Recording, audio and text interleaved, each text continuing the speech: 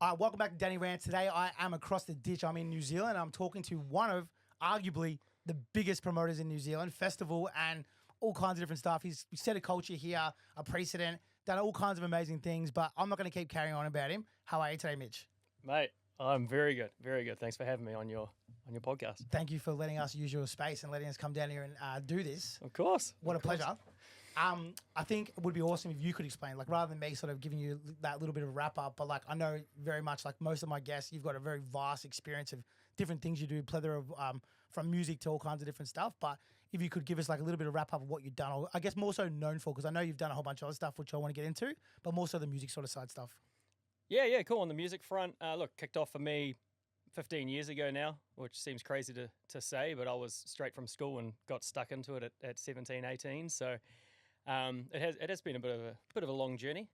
I would say that it all started off in the clubs, as it does. I actually launched a clothing label, had zero money to promote it, so threw a bit of a party, woke up hungover and thought that was one of the best nights of my life, and wanted to do it again. So accidentally fell into the music game, started doing club shows, built those up to sort of your mid-sized venues, and eventually was lucky enough to launch some festivals. So today it's 200 to 300 shows a year, 20 to 30 festival brands. So it's, yeah, I would say that's mostly what we're known for now. And so some of the ones that you are known for, the most famous ones you would say are? I'd say Bay Dreams would be the pinnacle, just because we built that from nothing to 30,000 people in, I think, 2.5 years. So that was definitely the pivot that sort of changed my life, or my promotional career, if you will. But we also own The Currents, Rock the Bowl. I do Mardi Gras, which is a winter festival. We've got Soundsplash, which is an all ages music festival. Tons of drum and bass ones. That's your Audiology, right? Yeah, that's the Audiology side of things. Because you've got a hip hop arm, a D&B arm, a festival arm, a club arm, and you also have a music management arm. Is that right? Yeah, that's correct. The label side. So it's almost as if I don't know, maybe it's just the ADHD thing that just, keeps me moving very fast. But it's almost as if we nail a genre and then we move on to the next one. And we've been lucky enough to almost do every genre. I always used to say I do everything except I have never done country music, but that's about to change too, because we're getting into that. It's funny because like I've just started up a brand called Nothing But that I do, and it's called Nothing But Country, and we're traveling around Australia. But I never did either. But I just saw Dan pumping his fist, and I'm also a convert. Like I love it now. Like I listen to every single genre, but country's like one of my faves now. Mate, I'm with you there, man, and I really want to see it in like a large scale setting. I haven't in New Zealand. We don't have a country music festival as such, so someone's got to do it. I went to CMC. Have you heard of that one? Yeah, definitely. Yeah, I went there last year, and I sort of went as a joke. I went with a bunch of friends. He convinced me to go, and it was probably the best festival I've ever been to. Yeah? Yeah, 35,000, 4-day camping festival. It was just like, I don't even know how to explain it. Like, you got tractor rides into the campsite, well organised. It was through Chug and like Premier or Mushroom. Oh, yeah. So, awesome. like, those guys, obviously, OGs. Know what they're doing. Yeah, but it was just like, it was one of the best festivals I've ever been to. So, it was awesome. Oh, awesome, mate. I can get over there. When you first started, you've gone, the t-shirt brand stuff. You fell into the like club stuff, which everyone kind of does. It's where they start. It is. How old were you when you were doing that? Yeah, I was straight from school to study graphic design. I just always loved design. I knew that no matter which business I started, I knew design would help me in my life. And that was at age 17. And by 18, I'd launched a couple companies and running some under 18. It started off with sort of under 18 events, and then very quickly moved into the clubs. Yeah, it's weird because that's so common. Like that's such a common story or trait for like a lot of people that are in the space or industry we're in. Like they start in the underage space and they grow into overage, or they start at 18. Like me myself, I started at 18 too. So Really? I've literally had a job. I worked at Safeway, which is your Countdown, I believe. Oh, I've got the same story. Oh, do you really? Yeah, I only ever had 2 jobs in my life, and one of them was Woolworths, which is Same. similar, and I was in the butchery packing meat. Same. I was doing the clean out. At the end we have to spray it. Mate, so I used to do the cleanery. that was literally my job, and then I graduated from there to a clothing store, which is like a surf store selling clothes, and I lasted maybe a year there. Yeah, that's it. Since then, worked for myself. Yeah, it's crazy. That's awesome. And so, at what point did you end up going full time? Like, was it quick or was it like a slow burn? Yeah, it was. I would say it's relatively quick looking back on it. At the time it felt a lot longer, but I was very fortunate to I actually moved to Sydney and met the Wall boys, who you would know. So so when I got there, I loved the Wall every Wednesday at Wheel Bar, just like What a venue. Loved it. Loved the venue, loved the people, loved the concept. And I said, guys, can I take this brand back to New Zealand? And that was actually the start of Audiology for me. It was, I got the wall pumping in 5 cities in New Zealand every single week. Because it was in Queenstown too, right? I got it in Queenstown, Yeah. yeah. And that was at Whale Bar too. Yep. They had a Whale Bar in Queenstown, yeah. Yep. I used to do events there too at Whale Bar in Sydney though, not everywhere else. Yeah, really? Yeah. Yeah, I'm sure our paths maybe crossed back then. Maybe possibly in Sydney. I didn't do a whole lot. Like Melbourne and Sydney has like a little bit of a rivalry, which I'm sure everyone knows. But like I did probably like more than anyone was doing at the time that I did it. But our music genres just didn't match up, and that kind of brings me into another thing. Obviously, where I'm from, D&B is not really a thing. So Melbourne, it's not. Even still to this day, like they do shows here and there, but it's never been like a staple hold. But I know for you, it's a big part of your story. What kind of attracted you to D&B? And like I've had some conversations with locals, and the number one question they've asked me is that they feel as though you don't get enough credit for the D&B scene in New Zealand, and they really wanted me to touch on this. So this is kind of almost like a patron question in a sense. But like, what obviously you obviously were into the genre. But what sort of started you in that journey? And like, I know Audiology is one of your most well-known brands. But what does it kind of mean to you? And like, how do you feel it went from when you began to like where it is now? Yeah, I'd start by saying Audiology means an exception. I mean, it's tattooed on my wrist. It's one of the few brands I've actually got tattooed on me, and a brand and a brand that my staff and my friends have tattooed on them, because it's, look, I've started probably close to 100 brands, but every now and then you get one that just people connect with at a different level. They don't connect with it at like, I love coming to your event level. They're like, this is I feel a part of this, and I've been very fortunate with Audiology to create that, and it's through drum and bass. So I would say, outside of loving the genre, the most incredible thing with D&B is the people. I think when I first got into the scene, went through a bit of. Because was it big before you guys started Audiology? Like, was it? It wasn't big. It wasn't big. We were doing $5 tickets, on a Wednesday, and trying to get 200 people, and that would be with Hybrid Minds. Yeah. So some of the biggest names that we're currently doing 6,000 plus tickets with, we were doing $5, 200 tickets, and we would just get there. So definitely it wasn't big, but it was there. That's why you'll never see me taking credit for creating anything. Like, it was big through the 90s. I was just fortunate enough to love the genre. I wanted to DJ it and then fall in love with the people. I was touring these people every week. So I became very close with all the guys in drum and bass. I like friends that I would have stay at my house. Like, it's very different to the hip hop stuff, and and I still love all the other genres, but D&B is like this family vibe, man. Like, that's why it blows my mind that it's getting bigger in Oz, but and it's massive. I'm getting goosebumps because, like, as you talk about that, like, we had a startup story ourselves. So we had Melbourne Sound, which is like a thing, and I was very heavily involved in that. But like, you talk about that style and genre and that community and like what it did to people, and like for me, it was much the same. Like, we sort of started up, and it was really small shows, 50 people, and then by the end of it, we were doing like 4,000 or 5,000 people events that people were attending, because it was a part of their sense of identity in a sense. Yeah. And then now that's all washed off. It's probably never going to happen ever again. But for me, it was so important. It was like some of the best days of my life, because again, the people in the community, and it kind of brings us people like us who work in music and whatnot. It's more than just a business, and that's why I think that the best ones kind of transfer and move on. So it's cool to hear from across the ditch, like, such a similar story about music impacting someone, if that makes sense. Yeah, spot on, man. That's what it did for us. Yeah, and so you've just continued to, like, that's still like something that you love to this day, and you want to continue to do for. Absolutely, man. Absolutely. I've always said there are a few companies I have that I would sell, but Audiology for me, it would be very difficult to leave the emotional attachment of it. I mean, you touched on this when we were chatting earlier, but if you only promoted for money, you wouldn't last. Like, it's not that sort of business. It's like, we love what we do, especially the Audiology stuff, man. So I don't see it going away anytime soon. I see, look, it may, genres change and shift, and we haven't always just done drum and bass. We do house, techno, garage, everything.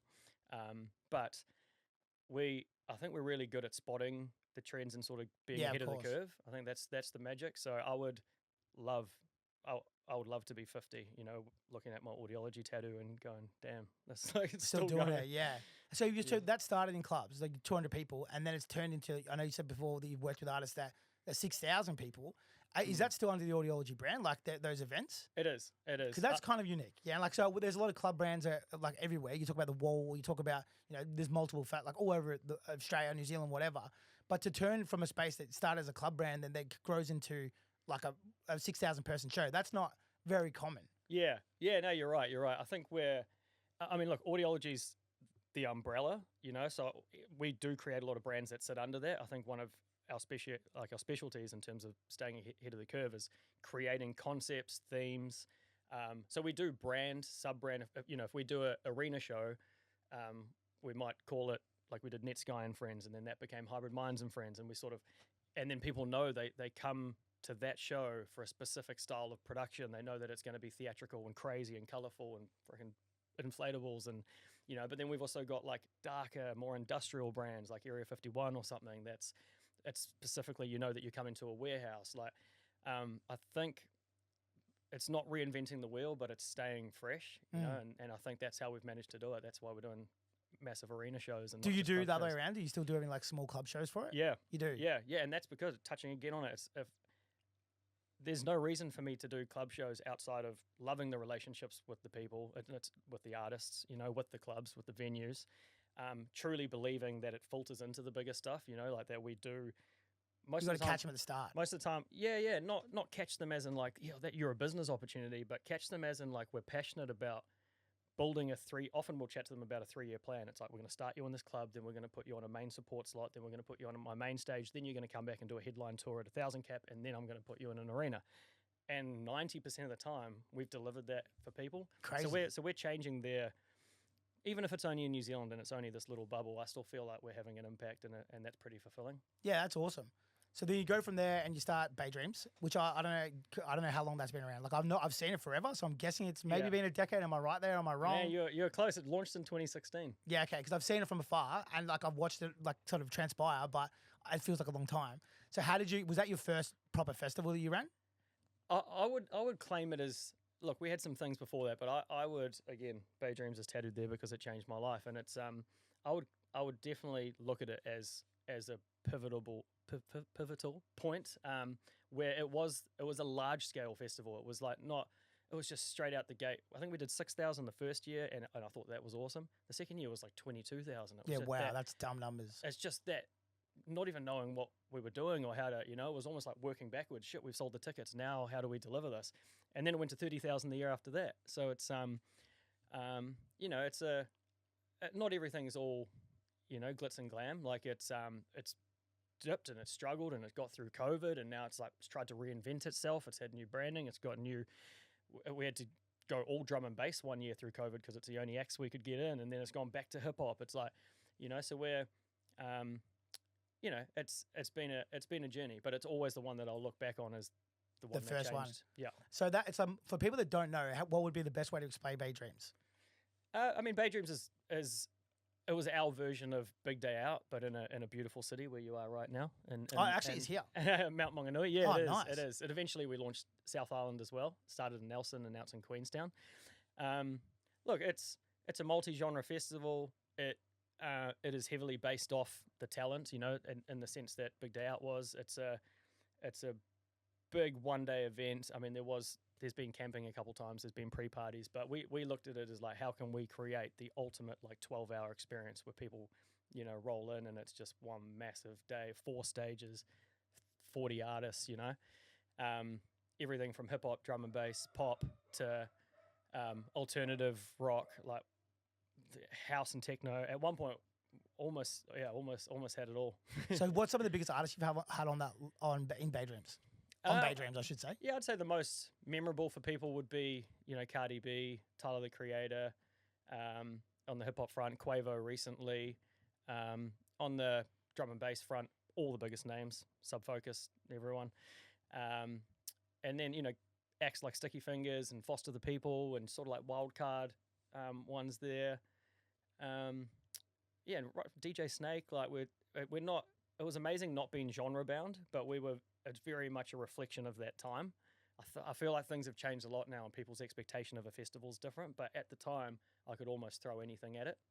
So we're like, because I remember watching Bay Dreams early days, so you're talking about 8-9 years ago, right? So I'm watching from afar across the ditch, and at that time we had Big Day Out and we had these sort of like multi-genre festivals, but then they became more nichey. I know we touched about Stereosonic literally just before.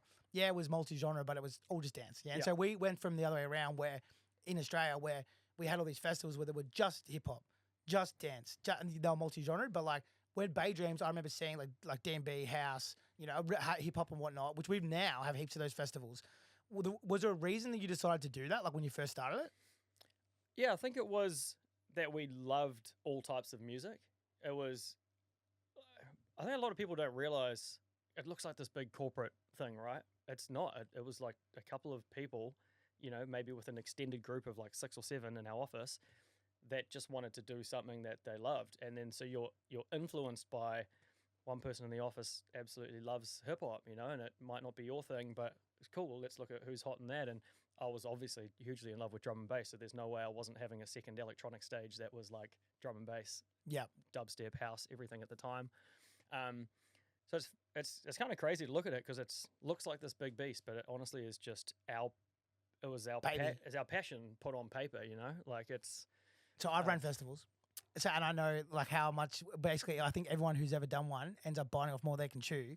Yeah. Was that much the same story here? Like I know when we did my one that I just did 2 years ago, and I'll go into a little bit more in detail later, but we just made so many mistakes. Like it was wild. So we did 10,000 people first year, and I'd done 4,000 people festivals, 3,000 people festivals, 5,000 people festivals, but that jump was like the biggest jump I'd ever had. Do you have like a starting story where you kind of realize like a oh fuck moment, or is that? Bro, that was the day we went on sale, and for the first one we scraped through horrendous.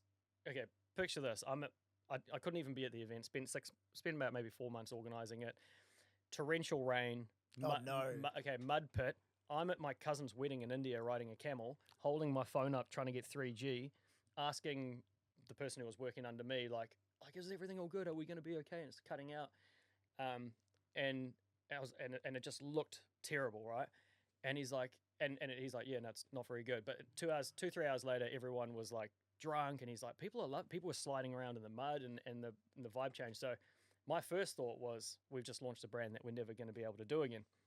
So if you fast forward to the next time going on sale and doing it's like maybe 12,000 tickets out the gate, and then selling out in advance 20,000 or whatever it was at the time. I think we ended up doing a little bit more. That was that moment. It was like, oh shit, how are we actually gonna deliver this thing? And saying that, there was never a time where I went, we're not gonna be able to do it. Mate, you could throw anything at me and I'll deliver it. It's just that was my mentality at the time, a little bit naive, a little bit younger. and we did, man. All you have to do is, if you understand that you just need to pull the right people in to deliver the right results. There's like a saying that I heard someone say the other day, and it was like the most beautiful saying ever, but it like related to me so much. But it was basically like, bite off more you can chew, bite off more than you can chew, and then chew like fuck. Yeah. And I feel like, again, similar stories across like, different places, but I'm the same. I'm always like, just say we can do this, and then we'll figure it out afterwards. So we're in a meeting, I'll be literally talking to someone like, oh, do you know how to do C4 24s? I'm like, yeah, of course. Like some made up thing, and then everyone's like, do you? I'm like, no, but we'll figure it out. Like everything can be figured out. You just got to figure it out backwards, and you might make a mistake, but you'll figure that mistake out too and get better from it. Bro, you've nailed it. Yeah, I've been a bit iffy on that whole like fake it till you make it thing, but I think there's an element of success that just comes from confidence. I was rolling in. At 19, I got $100,000 deal from Coca-Cola, and like no idea what I was doing. Rolling into boardrooms with nothing but just the confidence that I could do this. Sorry, it was Pepsi at the time. We ended up getting Coke later, but like rolling into V, and then then rolling into Red Bull a month later, and going, V's going to give me this, and then and doing all these deals when I like only just had a car license, Like, I'm not like, but somehow I never went in ever trying to swindle someone. I knew that I would over-deliver. I knew that I would find a way, but it's crazy how much confidence you have to, though, right? And like, it's one of those things. It's like, confidence is infectious in a sense. Like if you are confident and you sort of are confident, then people like, they have no reason not to doubt you. And like, but it's such a true thing, like a mechanism. It's like, you got to kind of go in with your best foot forward. And I've said before that like, I was always crazy until I wasn't anymore. Yeah. And so everything that I said was like in wild. Like, I'm going to do this. I'm going to do this. And everyone's like, you're fucking insane. Like, I didn't even have a car. Yeah. And like, people were like, you can't even afford a car. How are you going to like buy a fucking mansion or whatever? Yeah. And like, but then it was until I did it. And then everyone was like, oh, okay, well, now it's not crazy. And now I do these things that I think are wild. Yeah. And I know you've done a whole lot of travel stuff, so I'm going to go into that too. And I think are wild, and I tell people, like do you know Businesso? Yeah. So I randomly became their support DJ accidentally on a night out in the Victorian tour. And I go back to tell my mates, like, we used to go watch them at stadium shows. And I'm like, oh, guys, guess what happened to me? And everyone's like, yeah. And I'm like, nothing's exciting anymore. But when I was younger, I was fucking a lunatic. Yeah. Because I thought I could do these things, and now I'm doing it. So when you did that festival, and I guess maybe I'm getting intricate on this, but it's super interesting to me.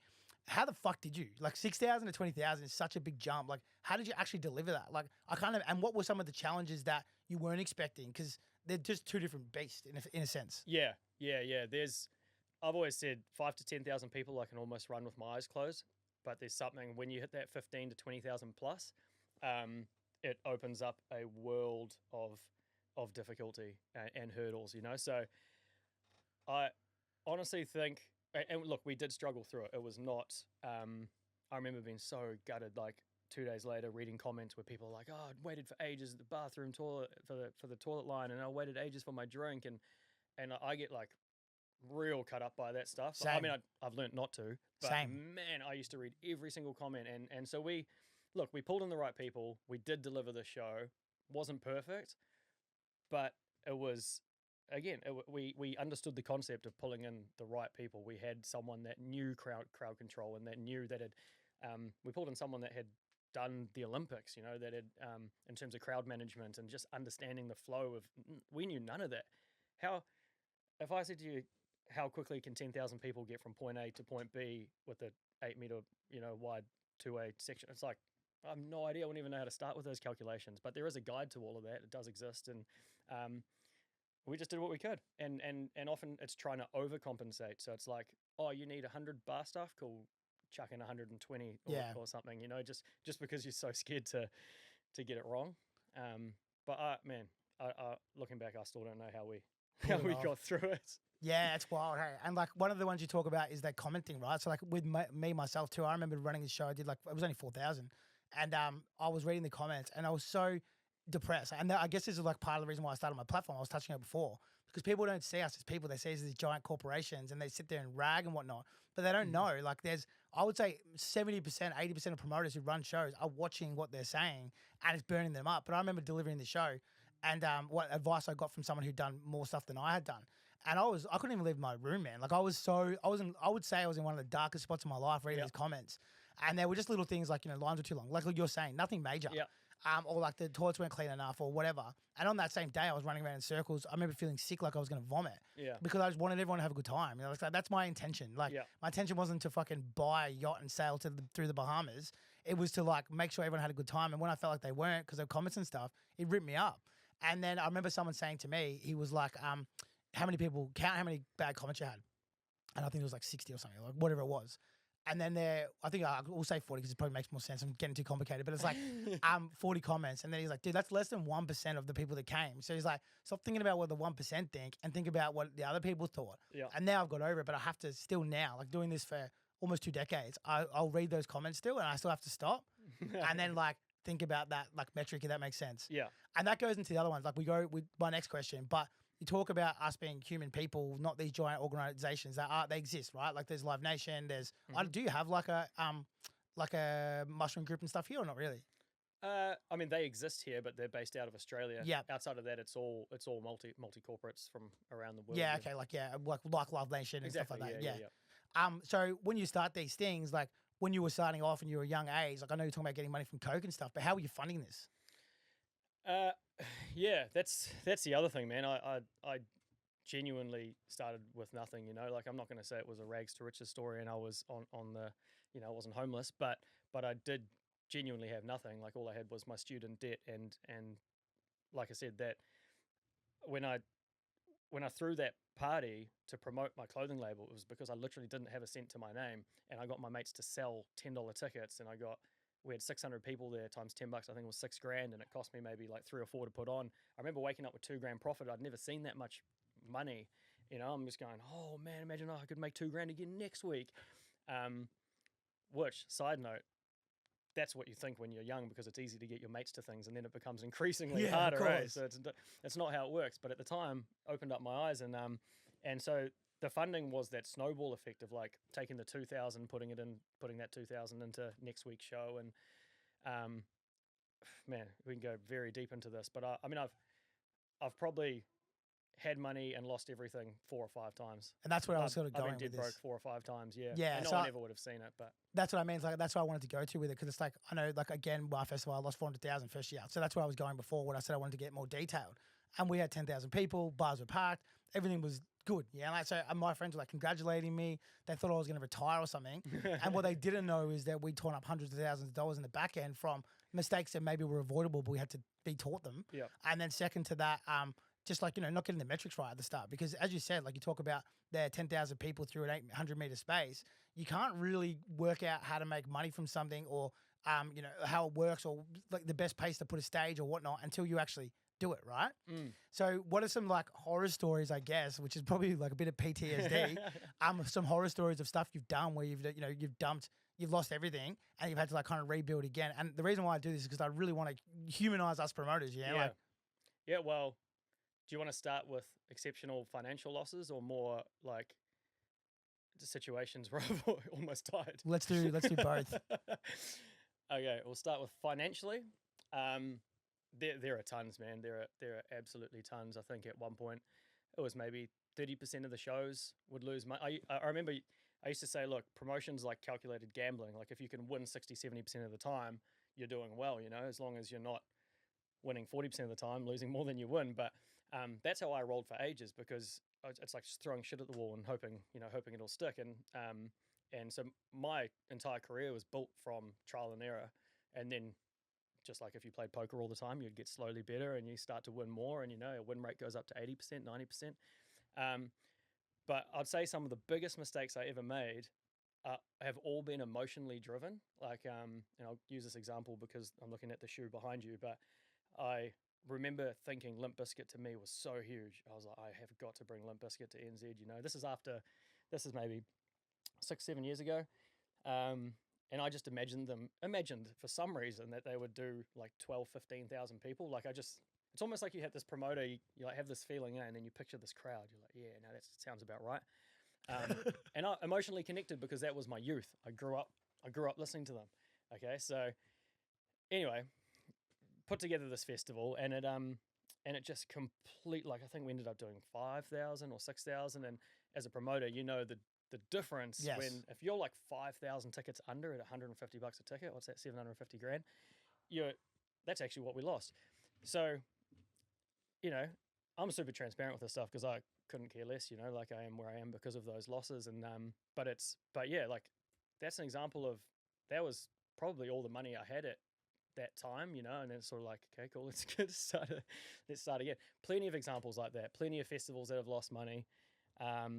Plenty of times that I remember my dream was to this house that you're in now, which it didn't look like this, but my dream was to have a freehold house because my mum, that's all she ever told me. Like it sort of like was ingrained in my head, that your goal is to have this freehold house in your life.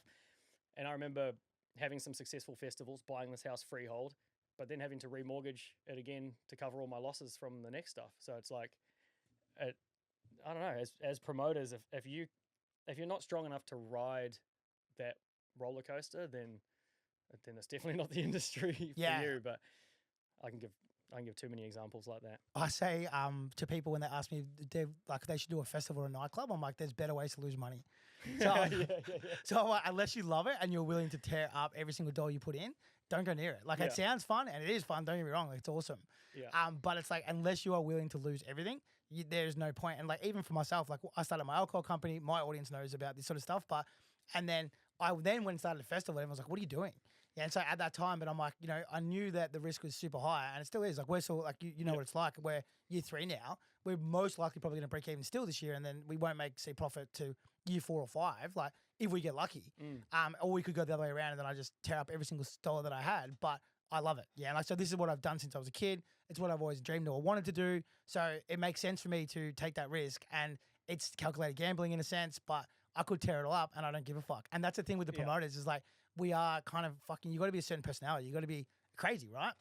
You got to be crazy. You got to be a dreamer, bro. I'm a dreamer since I remember telling my teacher when I was 14 that I was going to be a millionaire, you know, when they doubted me and I wasn't passing class and whatnot. Like, it was always built into me. I always knew that I'd be successful. I always felt, not egotistically, but like I always just knew I would find a way, because if you try 1,000 things, you know, you only need one of them to work. Everyone's so scared of failure that it's you know, that's why there aren't more successful entrepreneurs. Everyone's so scared to try.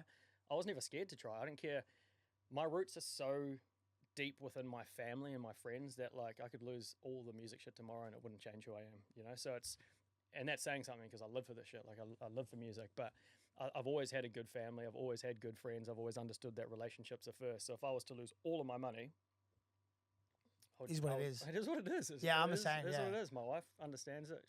I mean, I've just had a kid, and that's that attitude. I'm sort of speaking as if the me from 5 years ago a little bit, but just to get the point across, you know, it's like that. That's how I lived my life, and now that I've had a baby, and things have changed a little bit in terms of how I run the company and how I've set things up a little bit more securely, and the investments that I have. But I never would have even got here if I didn't take those risks. Yeah. So that mindset of it's a word promoter we use, but it's a funny word because most promoters are entrepreneurs, right? They pivot, they change, they do whatever.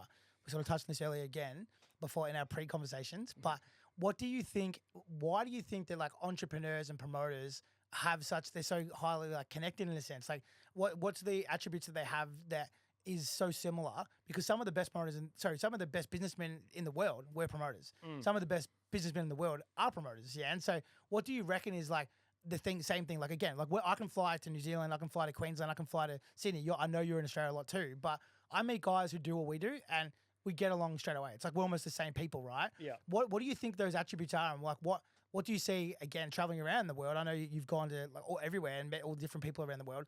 What's the similarities that you see?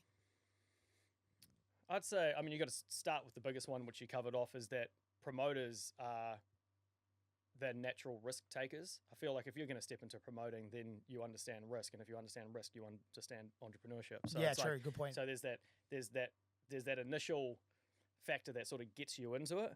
I feel like promoters make great businessmen. I'm glad you said that because music's actually a small part of my overall portfolio. Yeah. Like people only know the music, but it's not what I only want to be known for later on in terms of legacy. But I think the reason we can adapt and move into other things is because we've done it. Like we've done it so much through events. We've learned so much. We've failed. We've failed and we've made those mistakes. And if you can apply that same model, if you know how to market an event, then surely you can market a product, FMCG product, or surely if you understand digital, because you remember what we went through to like promote on social media, Facebook, Instagram, and when it was new, when Facebook was new, and you're not like paid. getting your invite all codes out with your crew. And I feel like we're good in other businesses because that knowledge and that skill's transferable. Like we're launching a few products at the moment, and I'm so grateful for my prior experience in promoting shows because it's kind of like I feel like I've got this edge that your standard agencies don't have. Yeah. There's a lot of, so for me, for you it might be different. For me it was like taking my design and marketing skills and I could apply them to any other business. I could take, this sound bizarre, but like understanding design helps me renovate houses and know how to create Airbnbs that I've created. Like I've got an eye for that now. You know, it's like you would never put two and two together, but for you it might be something else. Yeah, for me, like it's a creative thing. So I'm very much in the same sort of line as you, but my one is pivoting, being able to pivot, right? So in our entertainment industry or the music industry, shit goes very wrong. Like you're running a festival with 10,000 people, the generators blow.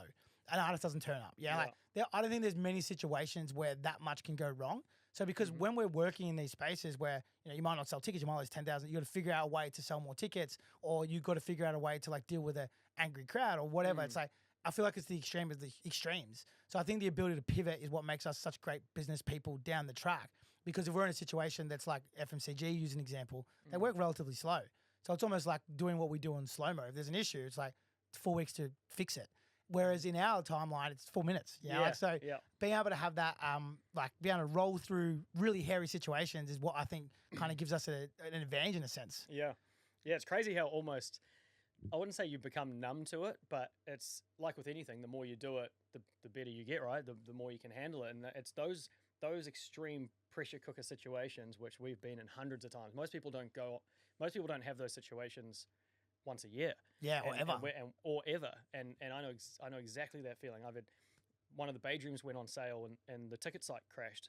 The feeling of 20,000 people trying to buy a ticket and it doesn't work is like you almost feel sick to the stomach, you know? It's kind of like... You actually do feel sick to the stomach. And you're on the phone and you're like, oh, you better do this, and it's like maybe 6 minutes later it came right, but that was the longest 6 minutes of my life, you know? It's kind of like... But now I'm at a point... I mean, firstly, I put myself in a position where that won't happen again, but, well, touch wood, but it's crazy how, like, the generators go out. Like you said, it's not that it doesn't phase me. It's just that I can just remain calm, and because I've been there. You know? So I understand that. So my one's like that. I feel like I operate the best when the house is on fire. Yeah. So it's like when something goes, everyone's like, I'm like, just chill. Like, everyone relax. I'm like, you fucking losing your mind is not going to fix this situation. Right? Exactly. So we got to think here, practical, and we got to get this going because we got 4 minutes to fix this situation. Yeah. And then it's like kind of get everyone down. But you're right. It's like you've done it so many times. You're like, okay, I know that yelling doesn't work because I've done this 17 times this year. Yeah, exactly. And that goes into like that emotion thing. I don't know. Like, do you ever get like I hate it when I'm in it, like that gut feeling sick, like wrenching, I guess is the term. But like afterwards, I get like this kind of euphoric high. Yeah. And then I'm like, I have to sometimes, I get, even now, doing it for 20 years, I sit there and I go, why am I doing this? Like as I feel like I'm going to vomit. And then afterwards, I feel so high. And then I'm like, I want to take on the world again. Do you have that same sort of feeling? Yeah. Yeah, 100%.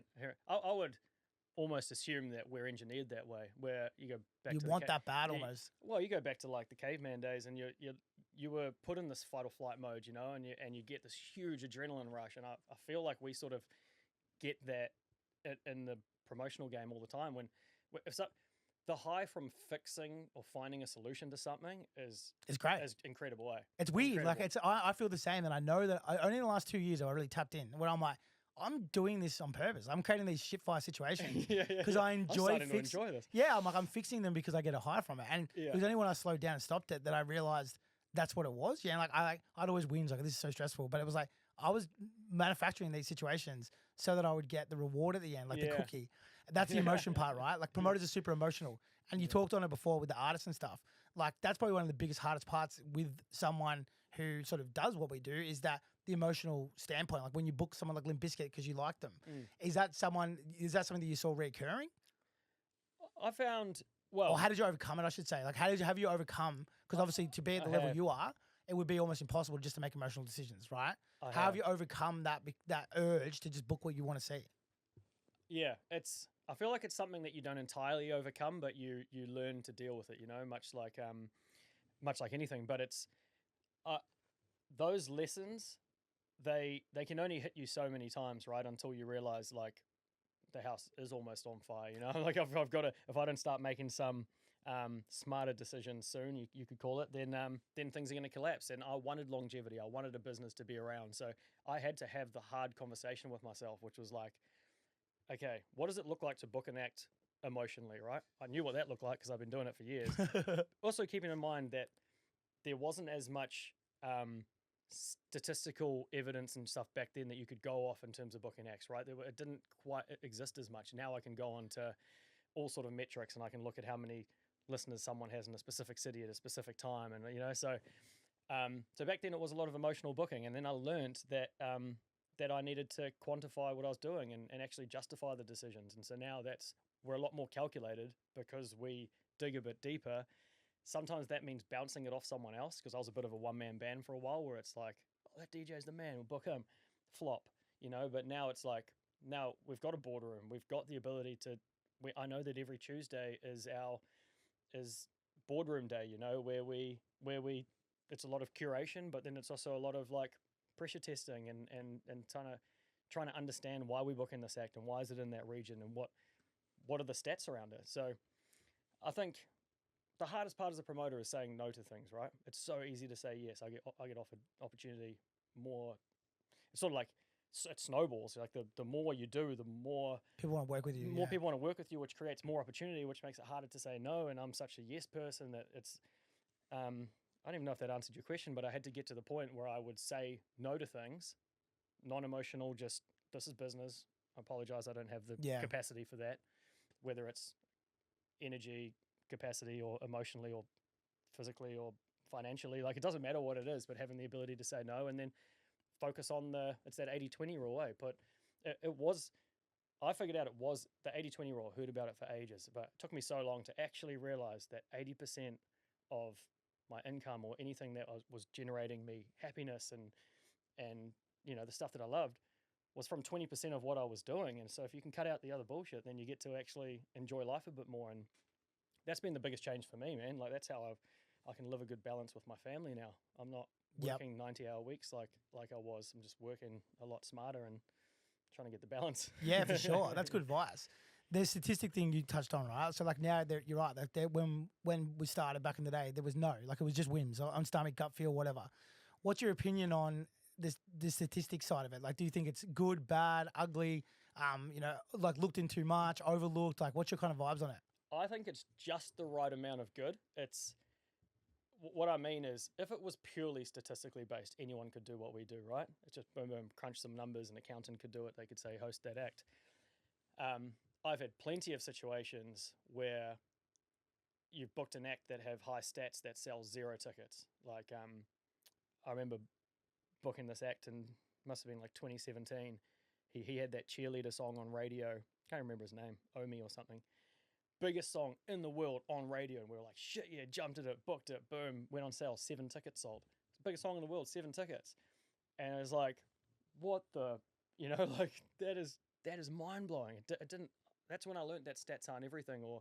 So I say it's the right amount of good, because if you know how to plug in stats to all the other factors, the human emotion that you're stress testing, or everything, it's the act, but is it on the right date and the right venue?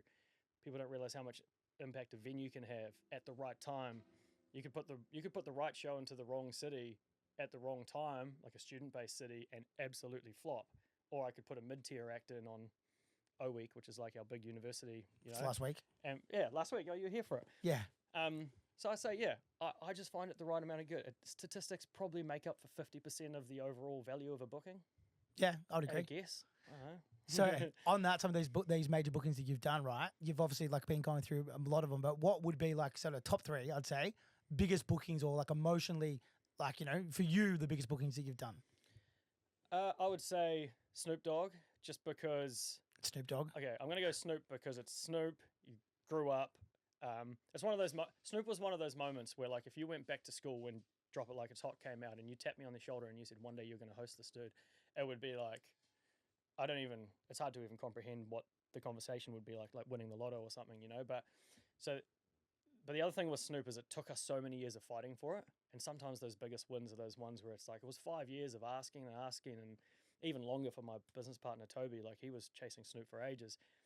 And then just having friends and family there, man. Like, anyway, I'm probably going to put that number 1. A close second, though, I'm going to put as Bryan Adams, because it's in South Africa, we grew up listening to him. It's like one of my parents' favorite artists. Like, I think if you can deliver things, and by the way, neither of those are like financial.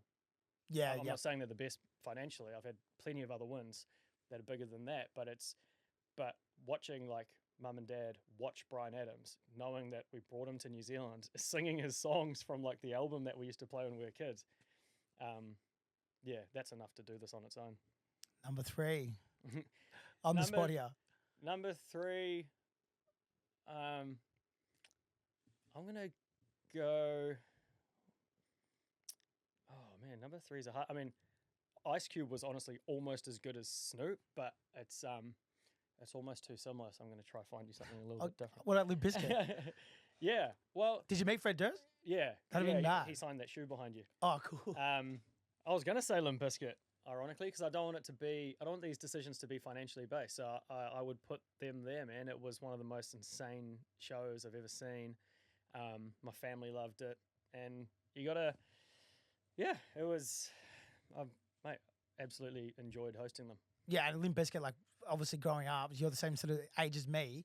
That would have been insane, because I can't even imagine, like, that were like the biggest things since sliced bread when we were kids. Yeah. Now watching them, I actually saw them in Good Things last December. Oh, yeah. And they are my number 1 artist I've ever seen. Really? Yep. So like I've got like a long list of all these different artists I've seen, And then Limp Bizkit's number one. I actually told my wife, this is off record. No, it's not. She knows. I told my wife that Limp Bizkit is up there with the birth of my daughter and my wedding. So I was like in the mosh pit with my like 10 best friends, and we were just going fucking spastic. We were like 10 meters from the front, and I'm not gonna lie, it's up there. It's like top 3 days of my life. I love that. I wouldn't dare say that to my wife. Oh yeah, I know. She took it pretty well. So going into that, like obviously you've done all these massive artists over the time of the last 10 years. Is there some highlight stories you've got, like being on tour, or like crazy sort of experiences you've had that you can think of off a cusp? No, I'm putting you on the spot here, that you can share? Positive stories? No, not positive. It's just like, oh, you got positive ones too. Oh, no, I don't know. Highlight, I know, I assume would be positive. It can be positive. It can be like a real sticky situation, you know, something that's just crazy where you like pinch yourself, like, is this actually happening?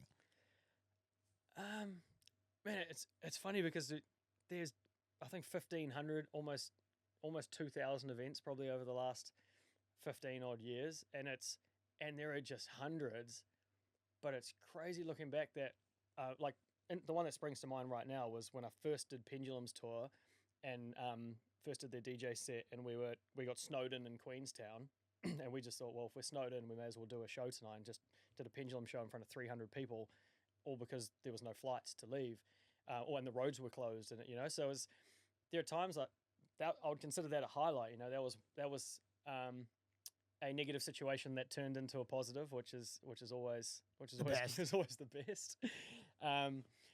But no, there's been when I think of those little highlights, it's always like when my parents got to meet an artist, or when one of my friends got to meet an artist, or the things that you thought were impossible, or you thought were unachievable, and then making that a reality for someone, or with my charity, like giving people these experiences where they're like backstage at shows and actually seeing it almost change their lives, because I think we do start. I love to be extremely grateful for everything, that's one of my, I like to lead with gratitude, but I think we do start to take things for granted a little bit, we are backstage all the time, we do get these experiences, but when you give that experience to someone else, that blows my mind, eh? It's the best. It's the best. Yeah. I know that's something that I've been realizing like the last 2 years, which is weird. So it's like before that I was just like, this is normal. But now I'm like, I've had a couple of friends. I had a friend of mine sitting beside a stage of an artist that we grew up listening to. And I didn't even think about it. This is actually the triggering moment. I'm getting goosebumps. I'm so emotional, man. But like, I'm thinking about it. And we were sitting side of stage watching this act that we grew up on. And he was like, dude, this is fucking insane. And I'm like, it was like a Tuesday for me. If that makes sense. And then I was like, oh yeah, it's cool.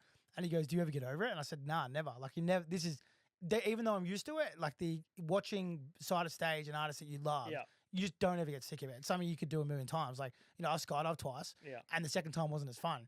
Like I've been side of stage or backstage at like so many shows, and it's still just as fun. Like, so everyone always talks about the highs, like we do, and we've touched on some lows. But is there some sort of low points in your career that you can reflect on? I could say there's been some times where I've made decisions where like I arguably shouldn't even be here anymore, based on just the pure desire to like get things done. So they're not like, I reflect on it now and it's a positive. But I'll give the example of when I did a show in Bali, if you want to touch on that. Let's go. So I took up an opportunity with someone from Australia actually that said, do you want to be a partner in this festival in Gilly Tea? What a place. Of all places. What a place though. Awesome joint. Oh yeah. Well, maybe not. But look, I'll roll through the story and then you'll sort of get a feeling for how I operate. But I said yes, went over there. We thought everything was tickety-boo. Sat around a table with 10 people, and I sort of did enough due diligence. Maybe I was a little bit younger. I think it was 2016. But I was well versed in events. Like I was naive, but not new. But I was just excited. My dream was to do an overseas event. So, but fast forward to we return and we're 5 days out from the event, and we sit around the table with everyone once again, almost like a little shareholders meeting, round table. And they basically created this permit and said, well, where's your crowded permit? And I said, well, what's a crowded permit? Never heard of this before. And effectively, I didn't realize that corruption actually existed there. I knew a little bit about it from Thailand and stuff, but I didn't know much about Bali. It was pretty fresh to me at that time.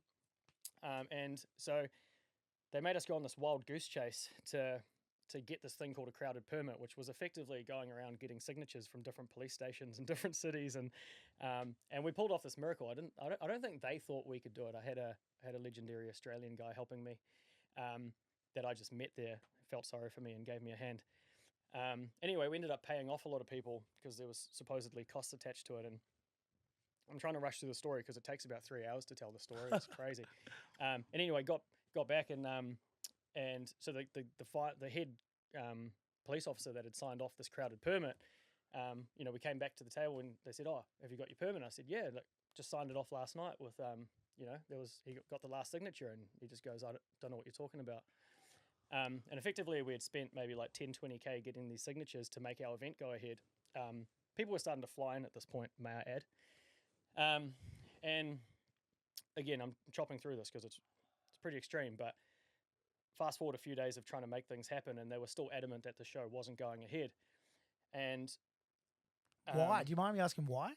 Were they just trying to like stand over you? Or like what was the effectively trying to stand over us and collect more cash? Yeah. So I'll send you some screenshots after this. It'll blow your mind that you can throw up. But effectively it was like bribe after bribe, and it got to the point where we didn't want to pay anymore. And yeah, they basically said, "Well, your event's not going to happen." And so I thought, well, I'm a bit of a smartass. I'm like, if I get in a situation like that with events, I'm beeline, mate. I'm blinkers on. There is no way you could stop me from like making something happen. Not just financially, because I did invest all my money into that at the time. Like it was, again, an example of me going dead broke. But not just financially, but it's more like, I don't know if it's the ADHD thing, and it's just like the mentality of like, I just will not stop until I achieve something, especially when there's people relying on me. Artists had flown in, people had flown in. We're 2 days out from the event. There's no way this event's not happening. I'm asking everyone. And eventually I came up with this loophole where I met the guy that owns the biggest nightclub. And I said, well, we're just going to move the festival into your nightclub because then you don't need a crowded permit. Ding, ding, like genius, you know? And he effectively goes, yep, absolutely. Turn up the next day. Everyone hears the plan. They tell this guy, nah, you're not hosting it in your club. So they're standing over him as well.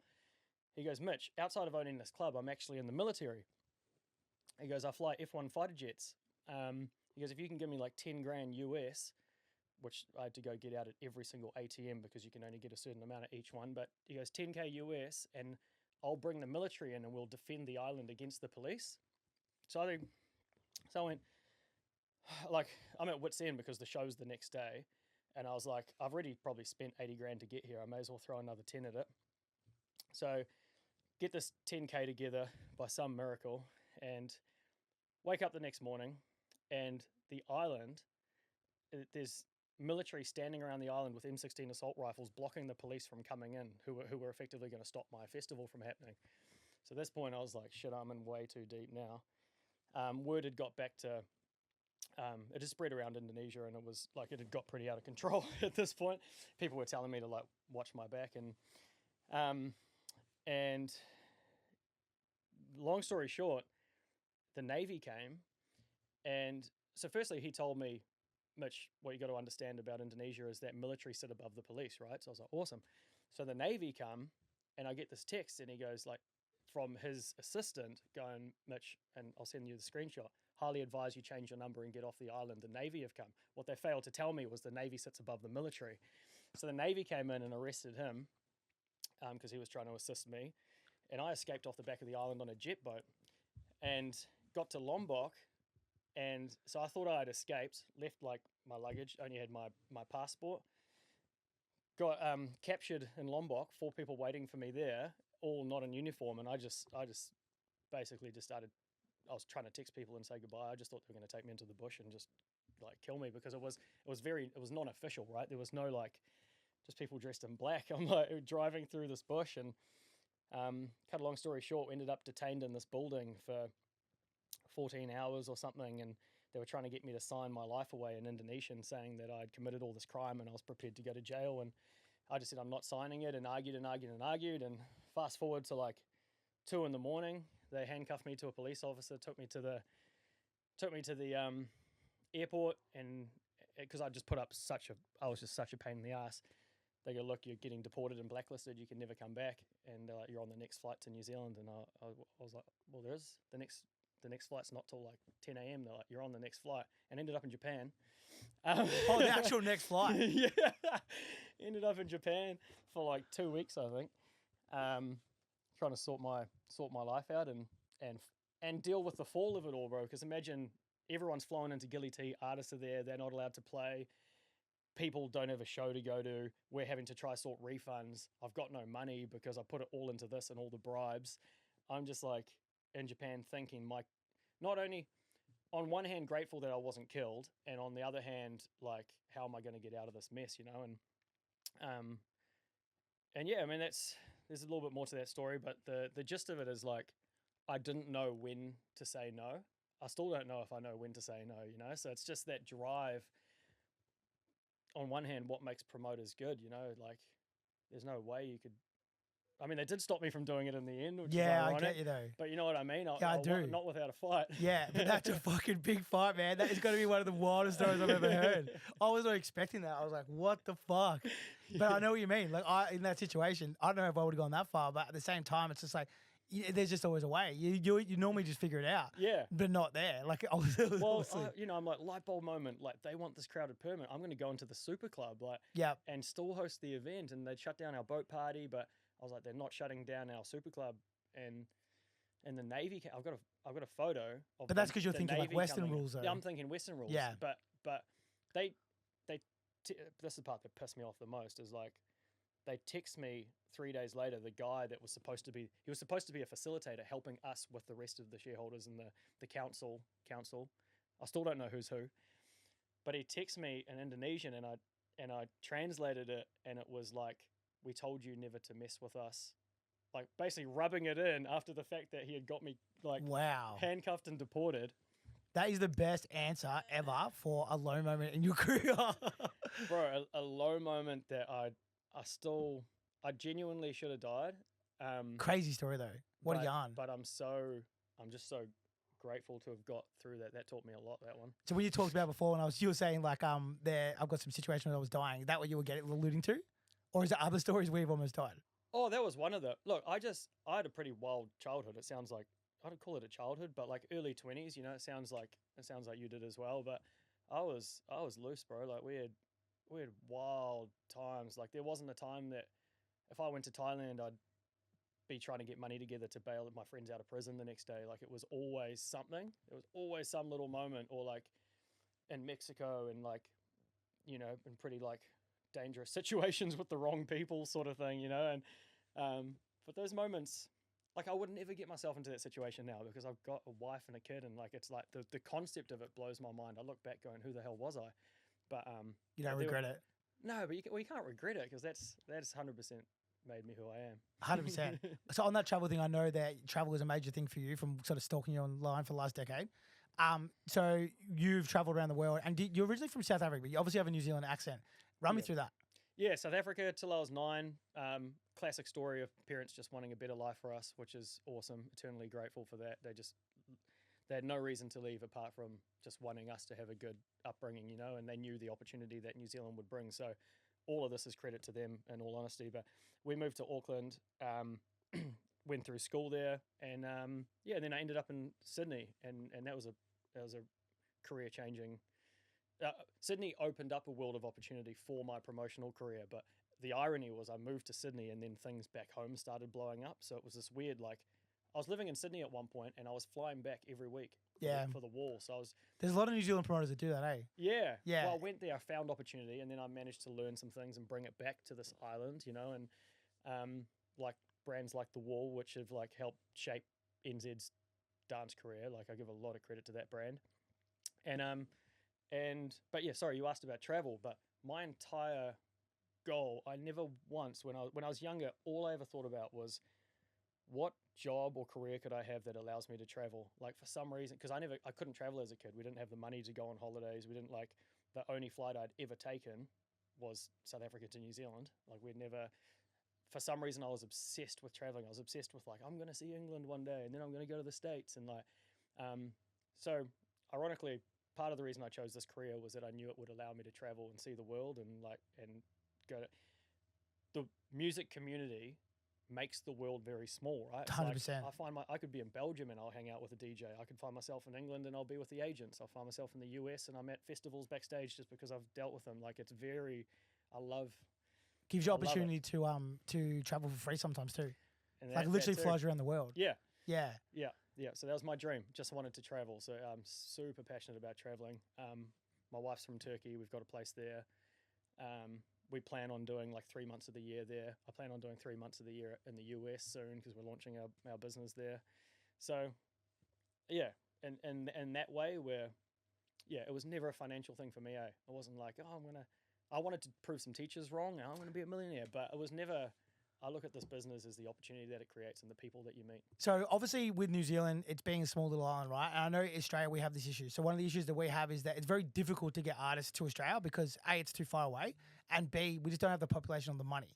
What's the challenges like from a New Zealand perspective when it comes to the artists you've done? Because I know you've done massive artists, but in saying that, I know how hard it can be to get artists to Australia. What's the experiences you've had there? That's quite, in some ways, it's encouraging to hear you say that because you've mimicked, that is our New Zealand story. Our New Zealand story is we don't have the population, we don't have the money, our currency is not as strong. Like it's, how do you get big hip hop stars to New Zealand when they can go down the road? They've got 300 cities bigger than Auckland in the US. Like that for ages, that was our story. For years, we could only get acts off the back of an Australian tour. My business was built for 10 years off like, who's doing Australia? Can I get the show off the back of that? One of the things I'm most proud of is we actually built our business to the point where we're doing the tours, we're booking 4 or 5 shows in New Zealand, and often we're giving Australia shows off the back. Like it took many, many years to get to the point where we could flip it on its head. It's still a challenge. It's still, if you look at Bay Dreams last year, it took me like 3 or 4 months to find a headliner. We got Quavo in the end, but I don't know if this is a post-COVID thing like people say it is, but for some reason, everyone's fees are ridiculous. Like it's wild. Like that's why lucky to have got Cardi B when we did. Lucky we got Tyler the Creator. All those artists would charge 5 times what they did now, and it's not relative. It's not like we're all earning 5 times as much. They're just charging 5 times more. So that look, if you find Australia difficult, I would almost say NZ's another level in terms of our economy and our but I am again I'll say I'm very proud of the fact that we're doing big enough shows now where we can justify some of the fees and some of the tours. We still work very closely with all of you and your mates in Australia. Yeah, you know them all. So we're every day it's like teamwork makes the dream work. You know, it's a little bit of us versus the multi corporates. Yeah, for sure. We're the David versus Goliath story, if ever there was one. Like we are holding our ground in New Zealand, doing shitloads of tickets, but always up against it. Always up against the, the challenge. I always think from home, like when I see like people say like when the tour comes out and they're like, no New Zealand. And I'm like, man, I feel sorry for those guys. Like it must be so difficult. And I actually always think of you. So that's why I wanted to hit that question. Oh, yeah. Yeah. So, and like, I know that it's been like, you're doing 30,000 people to a festival. We struggle to do that in Australia. So it's like credit to you, I guess, like being able to pull that off. But it's amazing to watch from abroad, Yeah. Oh, I appreciate that. And look, it's a sign of the times. It's not like you can just, the recipe for success was very much a sign of the time. It was, right now, I don't even want to do a 30,000 person festival. I've learnt too much. Like I would rather better ways to lose money. Yeah, better ways to lose money. But honestly, what it comes down to is if I look at all of the boutique festivals we do, 5 to 10,000, we nail them. People enjoy them. The feedback's good. It's a little bit more intimate. The queues are great. The experience is good. I would rather do 5 of those than one 50,000 person festival. I get 10 times the enjoyment out of it. I run them easier. I use a leaner team. I've got the shows are better. I love the branding of each of them and giving them their own personality instead of trying to just put 50,000 people into one space that don't even like each other. It's so I think whilst we have achieved those things, it's very exciting that we have, but my head's in a bit of a different place now. We do lots more boutique festivals that people feel a lot more attached to, I reckon. Yeah, I love that. And that's sort of going that way too at the moment. Like people seem to want to be with their own people, like more so. It's like a kind of like a full circle moment. Asking you a question, but why is it that we're seeing these major Australian festivals collapse? Like, what is it about? I look at the lineup and I think maybe the curation, it puts certain people off because someone's going for Kylie Minogue, but they're not necessarily going for Future, or like, do you agree with? Yeah, I think there's so people argue there's all different bits and pieces, right? So again, this is a bit of a rant, but effectively there's two parts. I spoke to you earlier before about it, but I think it's a little bit overhyped because it's global companies that don't want to take the risk and can afford to tear up $2 million. But second to that, the end of the day, the reason why they're doing that is because they're underperforming in tickets. Those festivals you're watching, they're too broad. So I think that you just said you're pulling into 10,000. If you talk to 10,000 people with the artists they want to see, it's not as hard of a challenge. When you're trying to do 35 or 40,000 people, especially at the moment with Spotify and the way the algorithms work, there's echo chambers. So I see all the time on my stuff, people will be like, oh, techno's taking over. And then next guy's country's taking over. Damn. And I'm like, well, it's not. It's in your world it is. Because all you see is on TikTok is drum and bass. And then on your Spotify, that's all you see and whatever. So that's what's creating those sort of pockets. But what's happening with these big companies is that they're overstretching the niche. There's micro niches. And I think that's what it's not connecting and collapsing. But then you look at Spilt Milk, man. They did Post Malone and Dom Dollar. What a fucking collaboration, yeah. And then listen out, Ming, we talk about him, but arguably the best to ever do it, yeah. And he does these multinational sort of corporations and multinational genre music festivals, but they're not too far apart, if that makes sense. So you can do it and it's possible, but at the same time, it's got to be done properly with people that do bridge, yeah. They have bridging audiences, and I feel some of these big companies, they're chasing those big numbers because obviously for big profits or whatever the reason is. And what they're forgetting to look at is do those artists and groups, are they polarizing? So Kylie Minogue and, I think it was Quavo. Was it Quavo on the lineup? Future, I think. Oh, Future, sorry. Yeah, that is polarizing. Yeah, Kylie Minogue fans are not very similar to Future, so it falls over. But Post Malone and fucking Dom Dollar. Understanding that crossover. Yeah, that makes sense. There's no doubt in my mind that people listen to Post Malone and listen to Dom Dollar. So it can be done, but I just don't think, and I don't know, I think it's cool to watch. Yeah, going to be able to watch the multi genre stuff was awesome, but at the same time, so was the niche stuff. You get these cool experiences. You look at Afterlife, for argument's sake, which is a big techno festival. I don't even seen it in Tulum, which is that fast I hate model sort of vibe. Yeah, but it's they get to go overboard. They just do what they do best, what you just said before. So you've had these highs and lows, right? Arguably more than anybody that I know of. It's been a challenging space, but you guys have overcome it. Those losing money, making money, going through these experiences, these super stressful, almost dying situations, super highs and whatnot. What sort of a lesson that you've learned that you could kind of pass on to people? I don't normally do this, but I wanted to with you, just because I think, well, I'm not gonna lie, I read something that you said in an article and I'm trying to make you say it, but well, I'll lead you into it. And what's something that you feel is that from those what you've learned, what's sort of a lesson you can give back? I think it's looking at every hurdle or problem that's arisen and taking it as a lesson, taking it as an opportunity, trying to convert problem to opportunity is a huge one. I was fortunate to follow a lot of the right people and be inspired by a lot of entrepreneurs earlier on in my career, and I guess, look, there is an element of naturally I am a risk taker, but it was also getting the right, just being influenced by the right people and taking those chances. It's super cliche, but if I could encourage people to just take the risk and fail again and continue to fail and see it as a lesson and see those lessons as opportunities and convert them, you are guaranteed to be successful. There isn't, I feel like people often look at it like this, some sort of lotto ticket where there's you get a chance of you doing well. I was never just going to do well.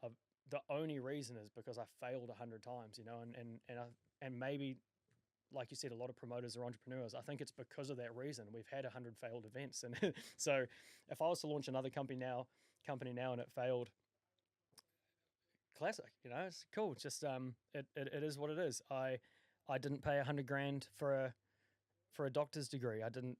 Instead I lost $100,000 on something I do and that I love doing, and it's, I think look, the whole thing comes down to perspective. I'm big on perception. I'm huge on visualizing what you want, visualize the outcome. Everything I've got now like we said, I wish I was better at reflection, but everything I've got now is exactly what I dreamed of having. You know, it's the way I've built things for my family, for generational wealth, but more importantly, doing what we love. So I would not change a thing, not change any of those hard moments, because they make these good ones all the sweeter. So there's probably too many things in that, but the one thing is just get out there and fail, eh? I fucking love that, Joe. There's such awesome words. And on that, I think that that's a wicked way to end, because it's sort of like, you know, almost like the fairy tale ending kind of conversation that you want at the end of a podcast. So I'm going to end that. I want to say thank you so much for having us at your beautiful home with your family here. I know you just had a daughter too. So taking the time out is like, I really cannot explain how grateful I am about that. And on top of that, other than that, I've got to shout out my sponsor, WP Shots, Sourpuss and Wet Kitty in New Zealand. Now available in New Zealand and will be at a store near you. Thank you so much, Mitch, for coming down today. And as I said, I really appreciate your time. And that was some fucking wild yarns. Bro, absolutely. My pleasure, man. Great having you guys here. Appreciate you making your way down to New Zealand. And yeah, bro, I'm going to relish up this time at home. I don't get much time at home, but I'm going to hang out with the fam, enjoy my 7-day-old daughter, Kaya, my beautiful little daughter, and get back to work in a few weeks, mate. But hey, and at some point I'll try these shots that you've brought over here. Sounds awesome. But thanks again, boys. Thank you, brother. You're a legend.